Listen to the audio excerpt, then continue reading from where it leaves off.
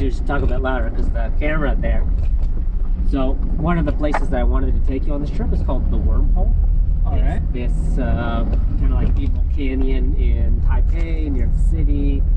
Everybody loves it. Everybody has a fabulous time there.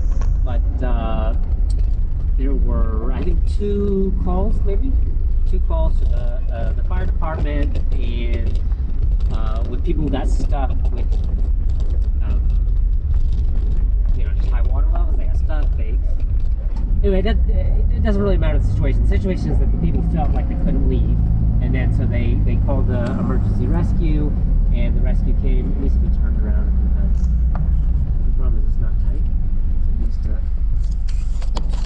Anyway, so they weren't able to leave. The fire department came, picked them up. It took like 45 minutes or something for them to get there because it's far away, and they felt that that was a high danger situation, sort of risk at a place that was a risk of, I don't know, death, I suppose. And so the city decided to close it. And they used a very, very strong law to close it. It's the Act for Tourism Development, Article 36. And so just being there is a finable offense, and it's quite high. It's 50,000 NT for non-commercial activities. So even if you're not doing business, you go there. And for commercial activities, like if you took a tour there or something like that, it's $1 million NT. It's a pretty steep fine. So obviously there's not going to be a tour there, whether individuals risk it or not.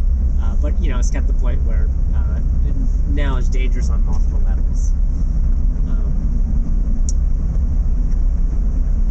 This is something that happens a lot in Taiwan. There's lots and lots of places that were closed, mostly related to accidents. So if there's an accident there, then they close it.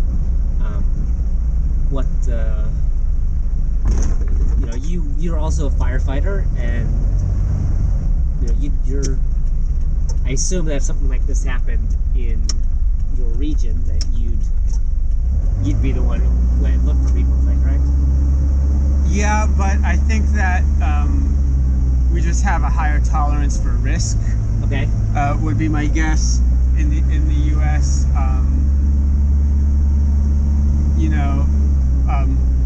Fire departments.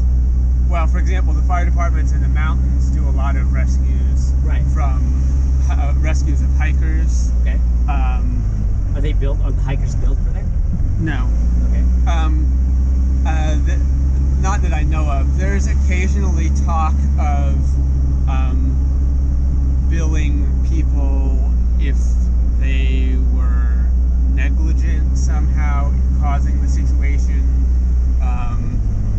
as opposed to. What exactly is negligent, though? Like, if you go up the river and then it rains and it floods, is that negligence? I'm not really sure. I mean, I think that's part of the problem. I mean, like, it's unclear, being caught in an avalanche, for example, is obviously not negligence. But sometimes there's a higher risk of an avalanche. And so, well, yeah. So I think, like, if it's not posted, there's a flood danger or something like that. So they do have something like that here. So there are places here where they have a different kind of closure, and this is how it was before, where when there's a heavy rain warning in effect, which is a warning that the government issues, the central government issues, then you are not allowed to go in it. And to me, that seems like reasonable. Like, that basically applies to everywhere, even if it's not illegal. I say most rivers, if there's a heavy rain warning in effect, you shouldn't go in it anyway. Yeah. So I think an obvious example of negligence would be to do something that you weren't qualified to do, you didn't have the experience to do. So like a technical rock climb when you've never been rock climbing before. Okay. Without an experienced climber, and you got into a difficult situation. If you just but it gets into more like hazy situations, like what if you get lost? Were you negligent or not? And I think that there the are reason some requirements. It can be you're required to carry a GPS device, you're required to carry a map. Yeah, and then if you get lost and you have those, you're not negligent. Yes. So I think in general the thought is that people who are rescued shouldn't be billed because it will discourage them from calling if they're really in that's trouble. what I agree. Yeah, you increase the severity of the accident because people don't call when they need it. I think that there are ways to mitigate risk, like have a permitting system. Those permits can be free, but for example says who you are, where you're going, and when you expect to be back. And it also requires somebody to sort of read something that says, okay, these are the risks, this is the equipment you should have, and the experience you should have, and agree that you read it. Yeah. I think that there is some sort of cost recovery for fraudulent calls. Okay. But that's a really completely different situation. Like you're just tired and you pretend your leg is hurt, so you call a like helicopter there was someone in a few years ago, someone made up a called for a boat in distress just as a prank, for example, in like Nantucket Sound, and there was no boat, and the rescue effort cost over $1 million. Right, because they doubled the amount of people to search because they didn't find it, so they kept making it wider. Well, yeah, it involved like 13 Coast Guard vessels. Jesus. And it's like that's a different situation if there's a fraudulent. There was a high-profile case here where a pair of hikers called for helicopter rescue, and then their leg was like broken or something. And as soon as the helicopter landed, they like jumped out of the helicopter and ran away. That would be an example where a cost recovery might be appropriate. Right. Yeah. That's also, in my opinion. But that's not the same situation. But I'd like to point out here for danger though that because like a lot of people who seek rescues may or may not be in danger, but they feel like they're in danger, and it's still appropriate to call for a rescue when you feel like you're in danger.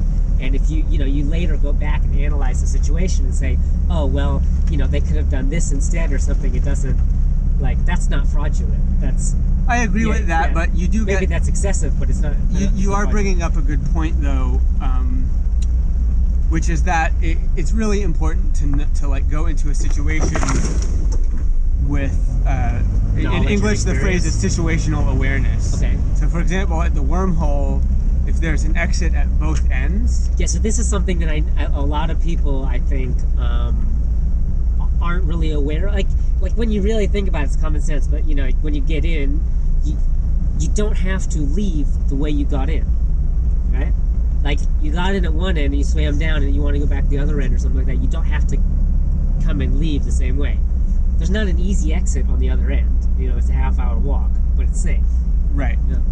So I think that's a good example of a situation where just having a little bit more knowledge of where you were going to might be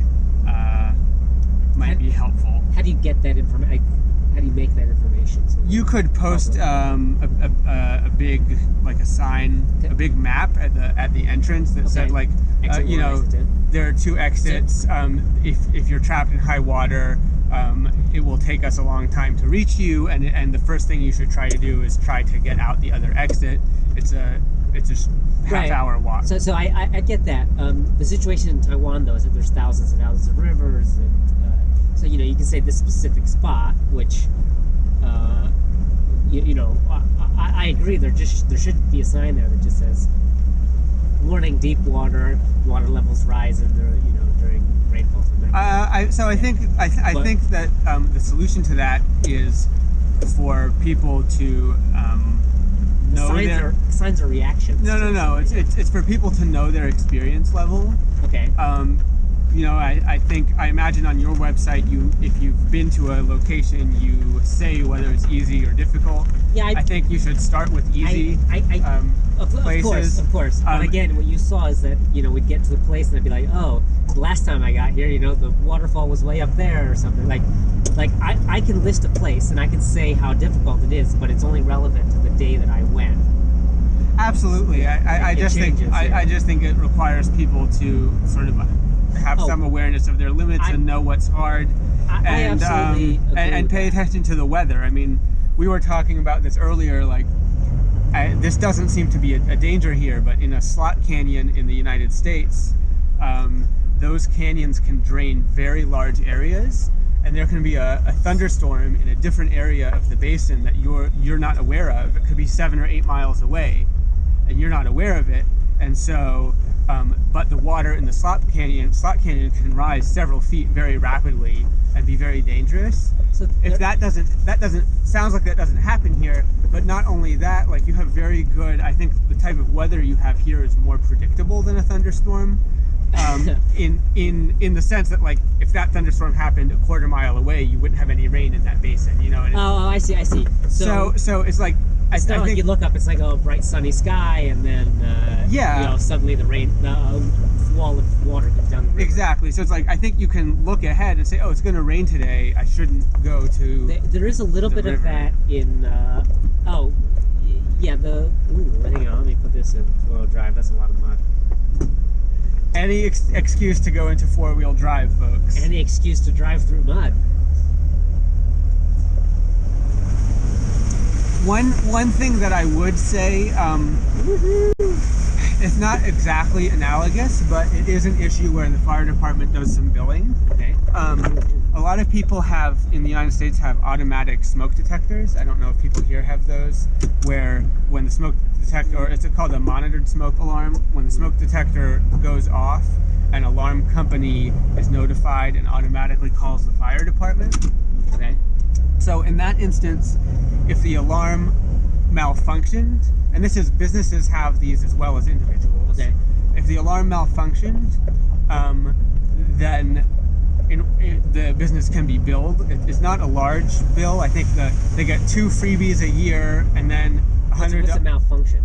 If it goes off without smoke. Oh, okay. So So it's not like, your toaster or something. no, the purpose is to encourage people to maintain the systems. So How did I get a blister here? Oh, never mind. It's not a blister. Sorry, continue. like responding to a fire alarm costs about $1,500. So Yeah, we talked about that, but that number's questionable. That number depends on how you do the accounting, but it does have cost. Right, of It course. is wear and tear on the vehicles, and the vehicles are not available for another response. So Yeah, so there's opportunity that's cost. An opportunity cost right there, yeah. It creates, It creates and the traveling on the road creates a hazard. So it does have costs. And so it's one thing if someone's cooking and we go. It's another thing if the alarm has gotten past its useful life and randomly alarms. Right. Okay. And then they just don't maintain it. And so you'll build the company for that. yeah. So or the city will bill the resident or business for that. After it happens twice in 1 year, they'll get billed each time it happens. What you're saying is you don't bill people for doing stupid things. What I mean is that if somebody cooks and sets off a smoke alarm, They're not going to get a bill for that. Yeah, exactly. Or if somebody, it's sort of the same as somebody getting lost in the mountains. For rescues, no, there's no. I don't want to say that it doesn't happen. In Durham, it doesn't happen. The view of the city government is that taxpayers pay for that service, and so there shouldn't be any extra costs. Yeah, okay, so that's sort of how I feel too. The taxpayers pay for that service, and there shouldn't be extra costs. And if the cost of the rescues exceed the budget, then they should raise the taxes and raise the budget. Like if more people, like let's say that before there was less people going to the mountains and less people going into the rivers and the beach, and there's nature sports just weren't as big of a thing. Well, if it becomes more popular and the system requires more funding, it should be funded. It's the same way as if the health system requires more funding because people are getting older or something like that. It's like changes happen, and I think it's okay to just make the system better. My friend Shueyang can tell you all about why rescues are so expensive. I'll put a link to his rants down here.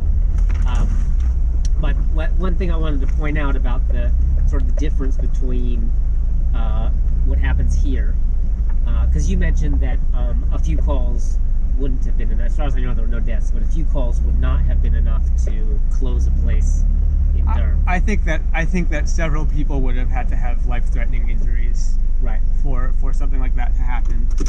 So the major difference I see here is that in Taiwan, the blame seems to be placed on the location, not on the individual. Right. So it's not that somebody went into a situation where they didn't have situational awareness and they didn't have the training or whatever. Like, they're not negligible. The place is inherently at fault for being a dangerous place.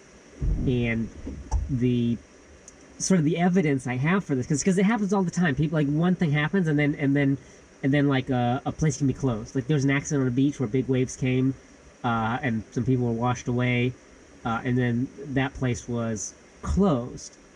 But those waves were predicted in the model of waves predictions. Like, it was predicted there would be big waves. Right. And also, there's not big waves all the time. The people renting the equipment, the little buggies, and also the people going on the trips, they didn't have situational awareness. So, like, it's a tragic accident, but it's not directly related to that piece of beach. And also, Right. that piece of beach is not inherently different than any other piece of beach. Anywhere, Well, it's just where the accident happened, because that's where people were. So I think as a just as an example to that, Yeah. like on the Outer Banks in North Carolina, Yeah. so the beaches in North Carolina have very dangerous currents called rip currents, Yeah. in which the water. I don't know Rip Current. Well, Oh, maybe your viewers don't know. So, Oh, sorry.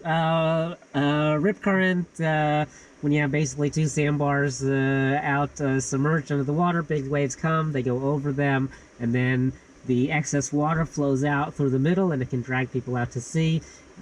It's dangerous if you panic, but otherwise, just swim laterally to the current to get out of it, or just relax and let it take you all the way out and swim back. But whatever you don't try to swim back in the current. You'll just make yourself tired, and then eventually you run out of energy and you drown.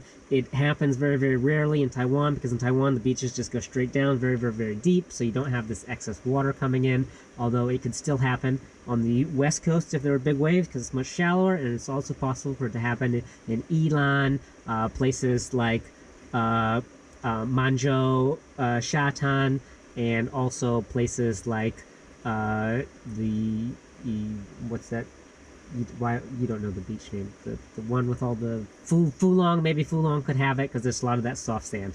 Anyway, go on. So just what I was going to say is this is a known hazard Right, okay. for the Outer Banks and the beaches in North Carolina because of the way the sand is. And so rip current hazards, and they're also predictable. They're not all, they don't happen all the time, but they're predictable. Yeah, they're and more so, often at low tide. They're more often when the waves are a bit bigger. People, like the weather report will say, like, today is a high hazard day for rip currents. Okay. And then they will say, if you're caught in a rip current, This is what you should do. this is what you should do. When you go to the beach, there is usually a flag that has different colors, and it indicates the hazard for that day. That I think that's a rip current flag? I always thought it was like just waves.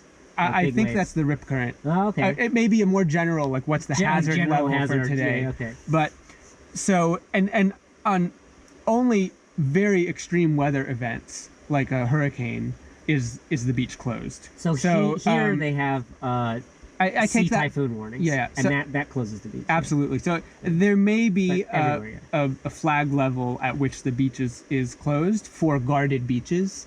There are beaches with lifeguards. There are beaches without lifeguards. But in general, there's just a lot of effort to make people aware of the hazard, and that's it. You're swimming at your own risk. So that's why I like, because here you can't go to any guarded beaches. You just can't. If you go to a guarded beach, like with a lifeguard, like the minute you like go past your knees or something, they just come and harass you until you leave. And you have to be beyond like their line of sight. Like, even if you're like way down the beach and you try to go swimming, like guards will just come out and just they'll just blow whistles. It's really loud. Like, I don't think they have legal authority to keep you off the beach, but like they'll just stand there blowing a whistle at you until you leave, basically. Yeah. I would say I think most beaches don't have lifeguards in North Carolina. Most beaches don't in Taiwan. Yeah. But the really nice ones do, and it's kind of a shame because it means you can't swim at the really nice beaches. One other thing you've mentioned has to do with like liability for the fire department. All right, I want to get there in a minute because there's one thing I started to say, but I didn't. So say the evidence for in Taiwan, how they choose, and they say that it's not the person at fault for getting themselves into a dangerous situation, but inherently the place that's at fault, which is the Shoguan River, this river that it tubed down in other video on the east coast of Hualien. And there used to be this rock in the middle of the river, and it was a very easily avoidable rock. The rock was this way, so you could see it from far away. It was sticking up. There was nothing sharp. There were no overhangs, nothing. But if you had a boat tilted sideways like this, you could go up on it if you took absolutely no steps to avoid it.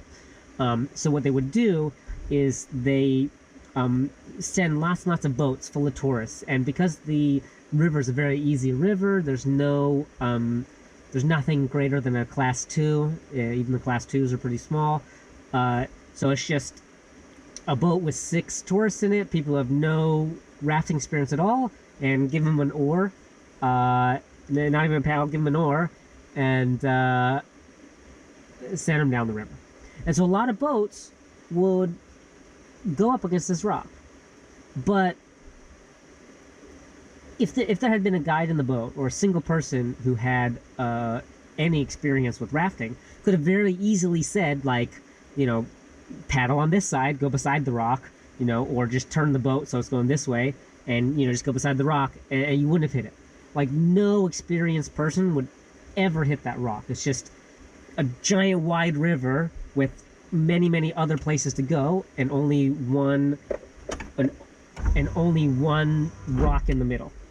And rocks are what makes rivers fun, because if there's no rocks, there'd be no rapids, so it would just be really boring. So it's like we want that rock. It's like a very friendly rock, and so because a lot of people would crash into that rock, they removed the rock from the river.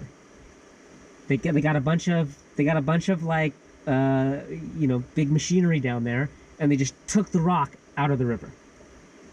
Instead of like teaching people how to raft, or putting like a raft guide in the boat. Like, that's what I would do. I think every raft should have a guide in it, right? And then it's very fast. You can go like it's just more fun. My opinion is it's more fun with somebody who has experience, right? And you'll never crash into anything on a like class 2 river, right? But their solution was, okay, the people are not at fault. The place is inherently problematic. Like, this rock is inherently problematic, and I think that's an attitude that we don't have in the United States, where we won't blame the environment. We'll blame the people. And here, they don't blame the people; they blame the environment.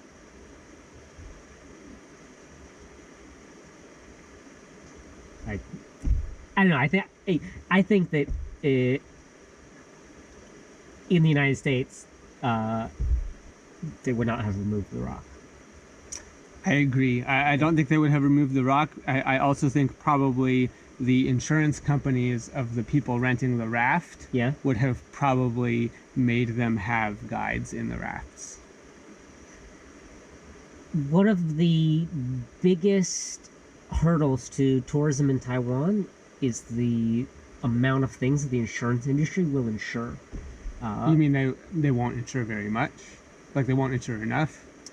Yeah, the insurance market in Taiwan is not as open as it is in the United States. In the United States, if you want to, jump out of a helicopter with skis onto the top of a mountain and ski down, like, there is a bank that will write a policy for that. It might be an expensive policy, but they'll write an policy for that. But here, it's more like ready-made insurance products. And so it's very, very difficult to get insurance for outdoor adventure sports. I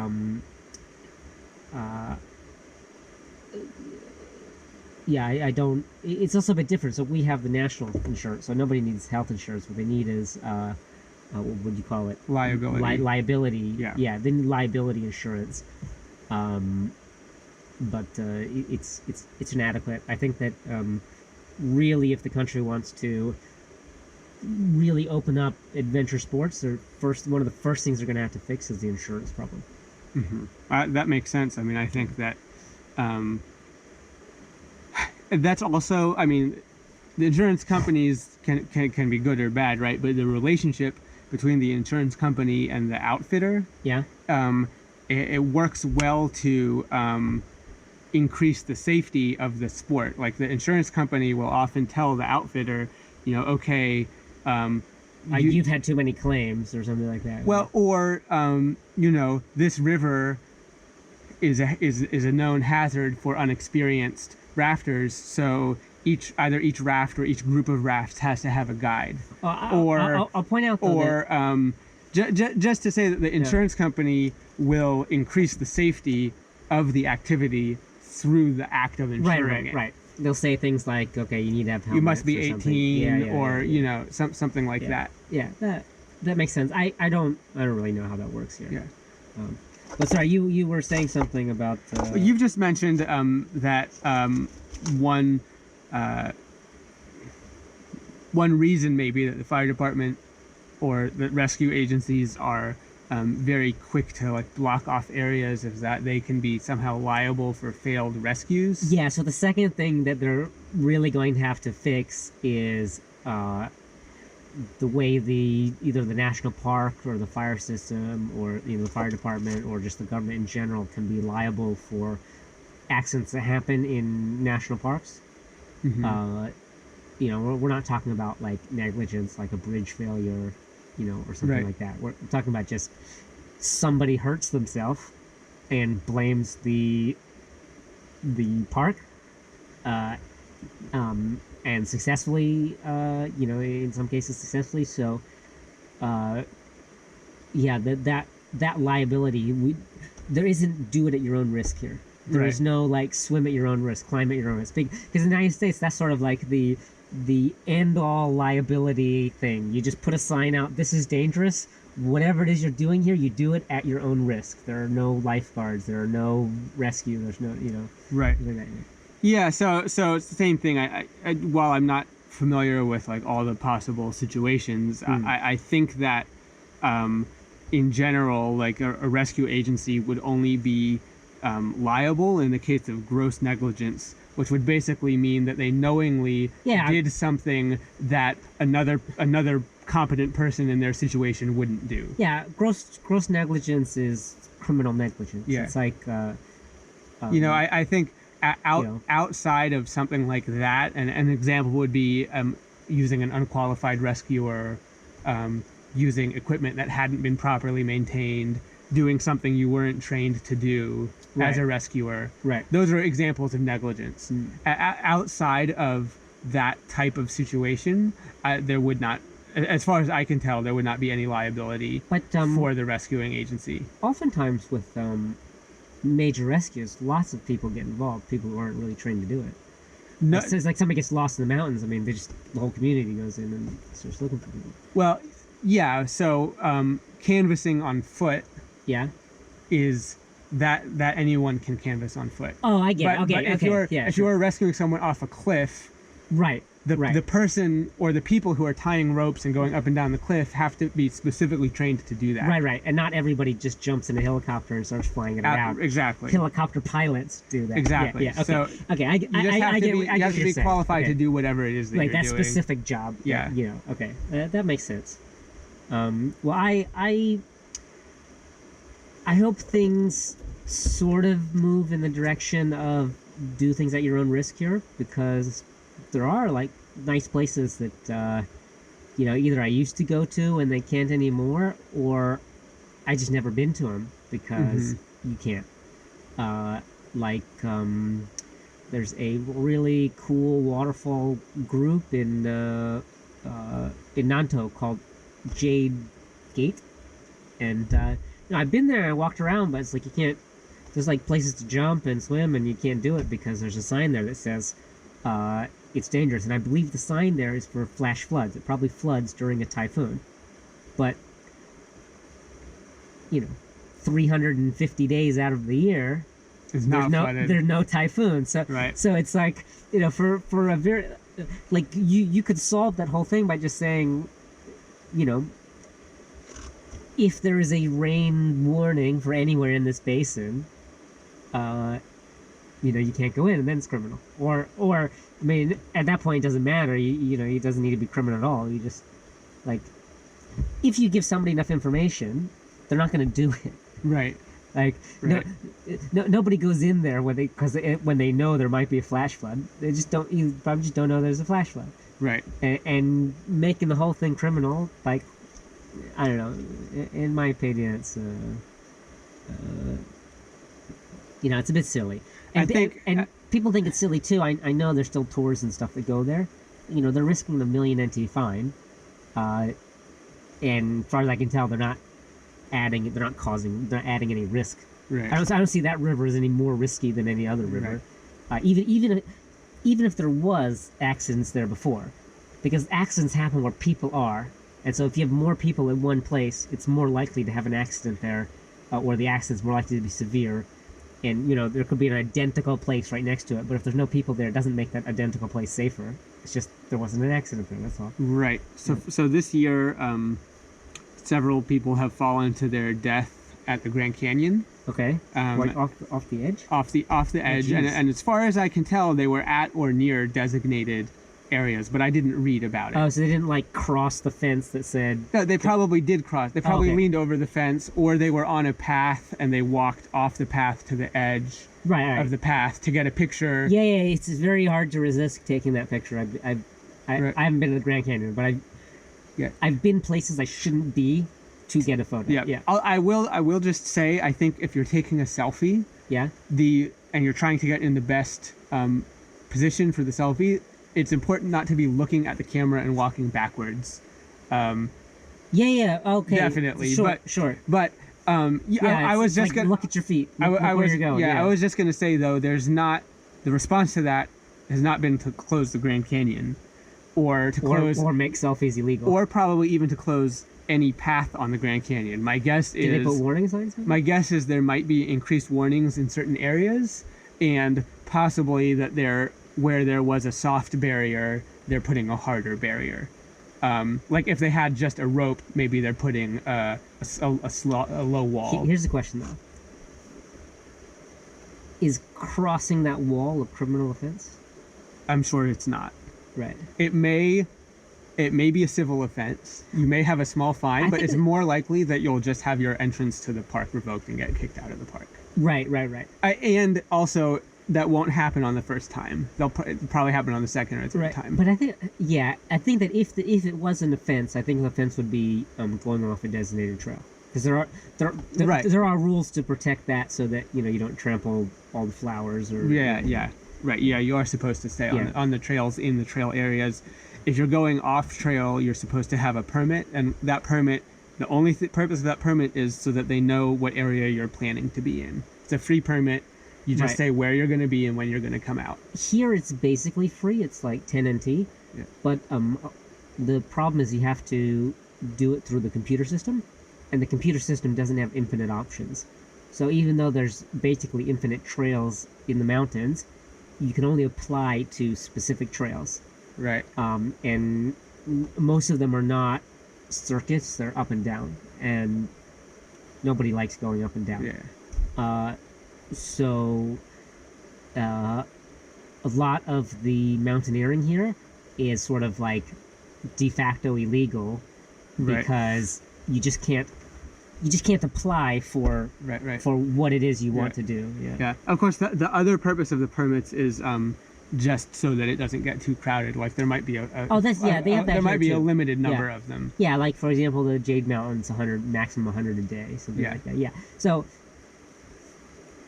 I support closures for specific reasons. So there's places here that are close because they're like ecological rehabilitation zones. And they don't want humans entering them to mess it up. That makes sense. Yeah, I support that. And I support things like, okay, we limit the number of people. You're inconvenienced. You have to plan ahead, but you're not blocked. But what I don't support is I don't support closure for safety reasons, because I think I take it back.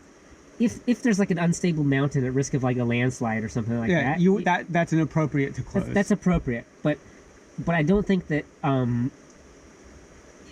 don't necessarily think that accidents are an indication of the safeness of the location. Like if something happens that's in the control of the person having an accident, like not going in the rain, or they somebody falls. Falling is something that's in your control.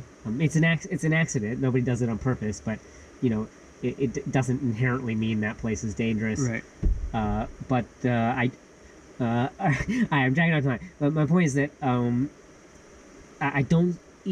For most situations, I don't support closing for safety, because I feel that people should be able to do what they want at their own risk. Right. Now I do think that there should be signs warning people of all the possible risks, and I do think that there should be information available, and people should be encouraged to look up all this stuff, because I'm not suggesting that everybody just goes run in and hurts themselves, but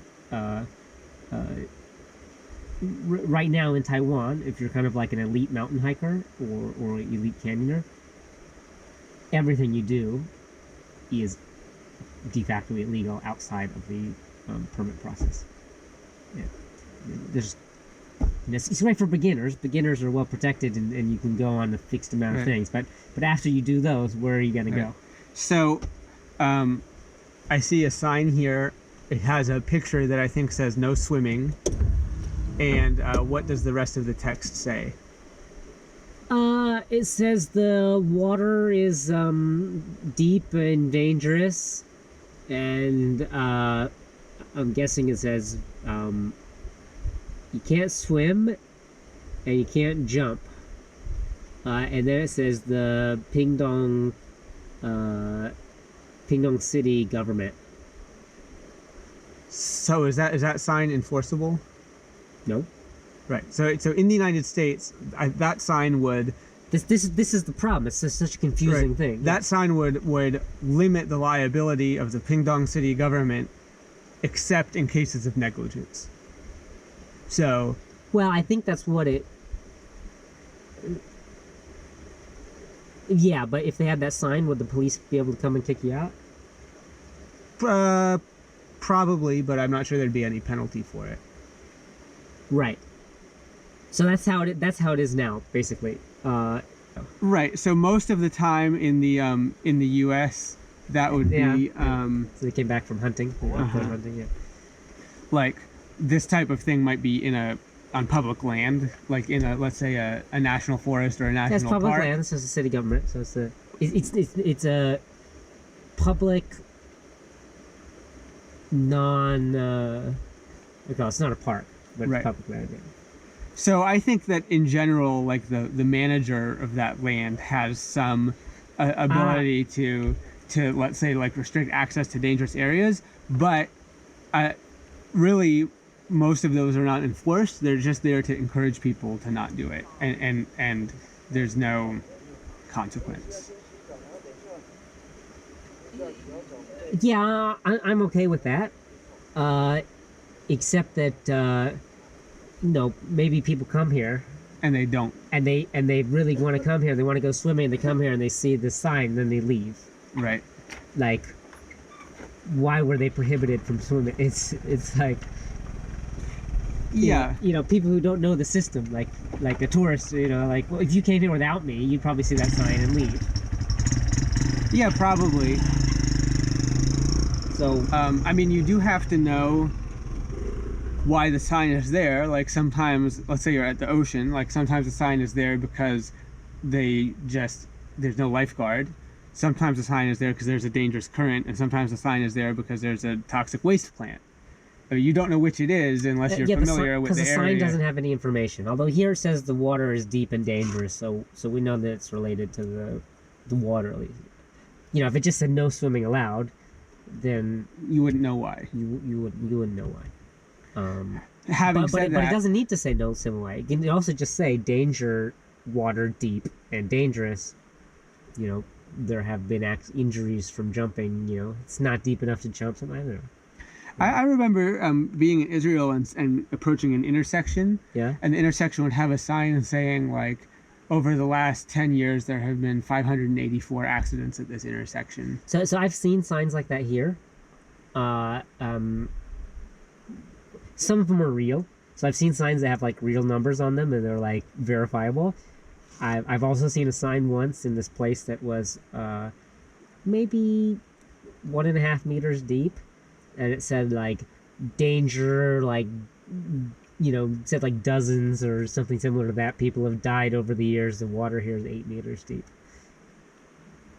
It's just right. It's just a complete nonsense sign that had no like actual it was just a sign to scare you. And so that happens a lot here where something says to scare you. So like here they talk about the Wormhole, which is like this whirlpool in the river or the lake that's gonna suck you under and then you drown. But there's no current that will suck you under. Unless there's a hole in the bottom somewhere, there's no current that can suck you under. Right? So, you know, there's, because people don't know, because they sell this thing just to scare people, it's difficult for people to differentiate safe and dangerous.